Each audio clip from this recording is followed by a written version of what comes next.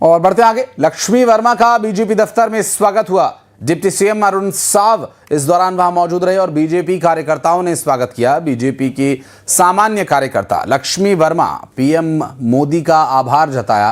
राज्यसभा की प्रत्याशी बनाई गई हैं लक्ष्मी वर्मा छत्तीसगढ़ से और भारतीय जनता पार्टी के प्रवक्ता के तौर पर अब तक ये जिम्मेदारी संभाल रही थी और अब एक और बड़ी जिम्मेदारी इन्हें दी गई है और छत्तीसगढ़ से राज्यसभा भेजे जाने के लिए इन्हें टिकट दिया गया है।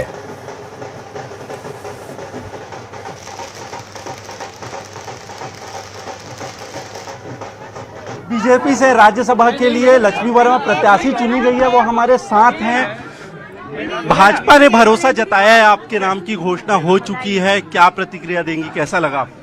पार्टी ने मुझे बड़ी जिम्मेदारी दिया है। इस जिम्मेदारी पे मैं पूरी तरह खरा उतरने का प्रयास करूंगी और मैं एक बहुत छोटी सी कार्यकर्ता हूं। भारतीय जनता पार्टी के बहुत सामान्य परिवार से हूं, लेकिन शुरू से भारतीय जनता पार्टी ने मुझे जो भी जिम्मेदारी दी है उस जिम्मेदारी का निर्वहन मैंने बखूबी किया है और मुझे लगता है हमारी पार्टी की जो विचारधारा है उसको नीचे तक पहुंचा पाऊंगी। जमीनी स्तर पर काफी कुछ आपने काम किया है, लोगों की अपेक्षाएं भी अब बड़ी हैं आपसे। मैंने कहा अभी आपसे कि छत्तीसगढ़ की सेवा करना ये मेरी मातृभूमि है और हर बेटी को अपनी माता जो है उसके प्रति बड़ा प्रेम होता है, वो प्रेम मैं निभाऊंगी। जी बिल्कुल, ये थी लक्ष्मी वर्मा जिनका कहना है कि जो पार्टी ने जिम्मेदारी दी है वो आगे चल के निभाते रहेंगे और इसी तरीके से जवाबदारी को आगे बढ़ाएंगे। कैमरामैन मनीष के साथ आकाश शुक्ला, न्यूज़ 18 रायपुर। भाजपा ने राज्यसभा प्रत्याशी की घोषणा कर दी और हमारे साथ हैं मंत्री केदार कश्यप, उनसे चर्चा करेंगे। सर, नए चेहरे को मौका दिया गया, महिला को मौका दिया गया है राज्यसभा के लिए।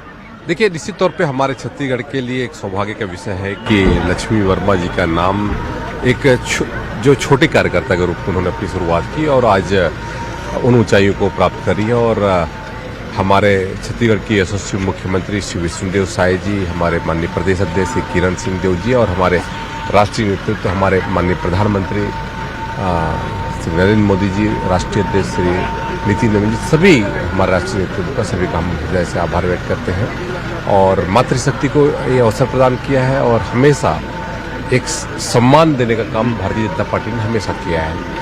और क्योंकि हमने अपने बजट में भी इस बात को उल्लेख किया कि हम ये पूरा ये वर्ष हम महतारी उसको दे रहे हैं, ये भी मातृशक्ति को आज राज्यसभा के माध्यम से उच्च सदन में भेजा जा रहा है, तो हमारे माताओं की बहनों की बातें भी ऊपर तक पहुंचेगी। जी बिल्कुल, आप लोग तो हमेशा नए चेहरे को प्राथमिकता देते हैं, लेकिन कांग्रेस पर आरोप लगता रहा है कि प्रदेश से बाहर के नेताओं को यहाँ पर तवज्जो दिया जाता है। अभी तक के कांग्रेस ने प्रत्याशी की घोषणा नहीं की है, क्या लगता है आपको? शायद कांग्रेस पार्टी के पास में प्रत्याशी न हो और देख रहे होंगे कि जो दिल्ली और मुंबई के उन नेताओं को यहाँ से कहीं राज्यसभा में भेजने की तैयारी तो नहीं कर रहे हैं।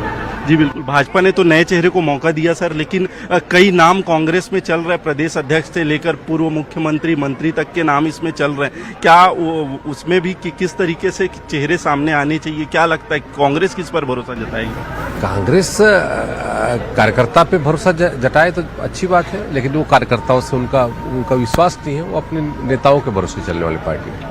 तो ये थे मंत्री केदार कश्यप, जिन्होंने कहा कि महिला नेतृत्व को भाजपा में आगे बढ़ाया है, लेकिन उन्होंने कांग्रेस पर भी निशाना साधते हुए ये कहा है कि कांग्रेस को ये जरूरी है कि वो व्यक्तियों पर भरोसा जताए, वो हमेशा नेताओं पर ही निर्भर रहती है, भरोसा जताती है।